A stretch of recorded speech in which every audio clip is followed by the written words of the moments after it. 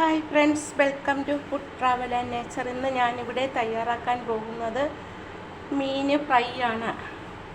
അതിനു വേണ്ടി ഒരു വലിയ മീനാണ് ഞാനിവിടെ അറുത്ത് കഴുകി വരഞ്ഞു വച്ചിരിക്കുന്നത്. ഇതിലേക്ക് നമുക്ക് ഒരു 1/4 സ്പൂൺ മഞ്ഞൾപ്പൊടി ഇട്ട് കൊടുക്കാം.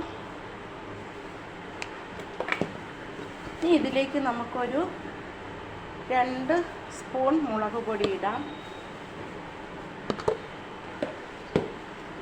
ഒരു 1/2 സ്പൂൺ കുരുമുളക് പൊടി ഇടാം.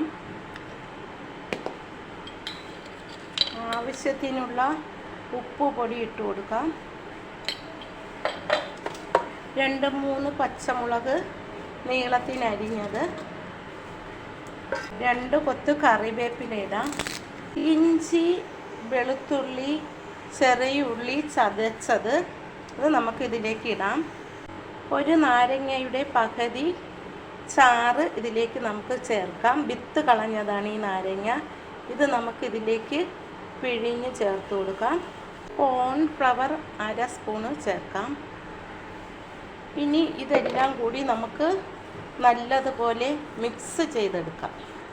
2 സൈഡും നമുക്കിത് മിക്സ് ചെയ്തെടുക്കാം. കൈ കൊണ്ട് നല്ലതുപോലെ ഇത് നമുക്ക് മിക്സ് ചെയ്തെടുക്കാം. മസാലയെല്ലാം 2 സൈഡിലും നല്ലതുപോലെ ഞാനിത് പുരട്ടി വെച്ചു. ഇതൊരു 5-10 മിനിറ്റ് സമയം ഉപ്പും മുളകുമൊക്കെ പിടിക്കാൻ വേണ്ടി നമുക്ക് അടച്ചു വച്ചേക്കാം. മീനിൽ ഉപ്പും മുളകുമെല്ലാം നല്ലതുപോലെ പിടിച്ചു. പാൻ ചൂടായി അതിലേക്ക് നമുക്ക് വെളിച്ചെണ്ണ ഒഴിച്ചു കൊടുക്കാം. ഫ്രൈക്ക് ആവശ്യമുള്ള വെളിച്ചെണ്ണ നമുക്കിതിലേക്ക് ഒഴിച്ചു കൊടുക്കാം. എണ്ണ ചൂടായി നമുക്കിനി ഇതിലേക്ക് മീൻ ഇടാം.